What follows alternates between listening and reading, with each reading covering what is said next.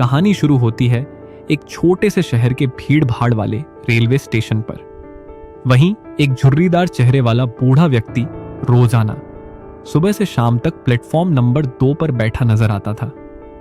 उसके पास कोई सामान नहीं था, कोई ठिकाना नहीं, बस एक पुराना कंबल और टूटी हुई टोकरी।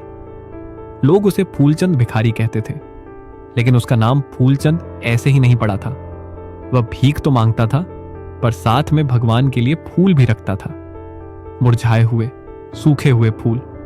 कोई पूछे तो कह देता, भगवान को खुश रखने का तरीका है ये, और खुद को भी याद दिलाने का कि मेरी जिंदगी में कभी बहार थी। हर दिन वो वहीं बैठता, यात्रियों से हाथ फैलाकर 2 पैसे मांगता। कुछ लोग नजरअंदाज कर देते, कुछ बुरे शब्द कह जाते, और कुछ लोग चुपचाप एक सिक्का उसकी हथेली पर रखकर आगे बढ़ जाते। जिंदगी यूं ही रेंग रही थी, न गति थी न दिशा। एक दिन कुछ ऐसा हुआ जिसने उसकी पूरी सोच बदल दी। उसी स्टेशन पर एक लंबा, गठीला और सूट बूट पहना हुआ आदमी उतरा। चाल में आत्मविश्वास था और आंखों में तेज। फूलचंद ने सोचा, यह आदमी अमीर लगता है, जरूर कुछ अच्छा देगा। वो दौड़ता हुआ गया और बोला, बाबूजी कुछ दे दीजिए। उस व्यक्ति ने एक पल के लिए उसे देखा और बोला, तुम हमेशा लेते ही रहते हो, कभी किसी को कुछ दिया है? फूलचंद चौंक गया। उसने सिर झुकाते हुए कहा, मैं तो भिखारी हूं साहब, मेरे पास देने को है ही क्या? उस आदमी ने मुस्कुराकर कहा, जब तक देने की सोच नहीं रखोगे, लेने के काबिल नहीं बनोगे। और इतना कहकर वो आदमी ट्रेन में चढ़ गया और चला गया।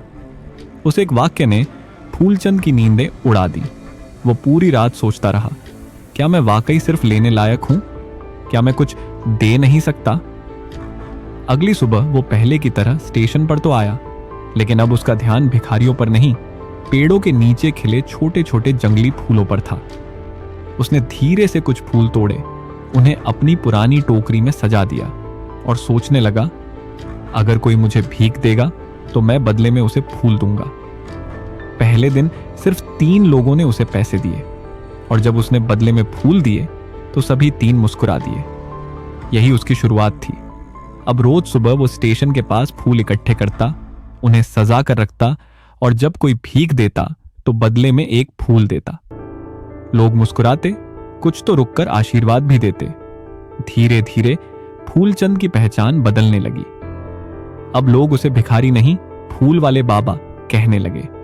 हफ्ते बीतते गए और कुछ लोगों ने तो उसकी तारीफ सोशल मीडिया पर भी डाल दी। एक एनजीओ ने उसकी कहानी सुनी और उसे असली फूलों की खेती सिखाने का प्रस्ताव दिया। फूलचंद ने झिझकते हुए हां कहा। उसके पास कोई जमीन नहीं थी, लेकिन उसे स्टेशन के पास एक छोटा टुकड़ा मिल गया जहां वह फूल उगाने लगा।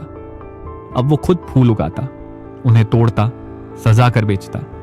भीख मांगना उसने छोड़ दिया था। उसकी आंखों में अब डर नहीं था, उम्मीद थी।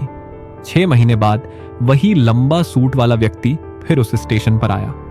ट्रेन से उतरते ही किसी ने उसे फूल वाले सर कहकर एक फूल भेंट किया। वो चौंका और पलटा। सामने वही फूलचंद खड़ा था, अब नए कपड़ों में, मुस्कुराता हुआ।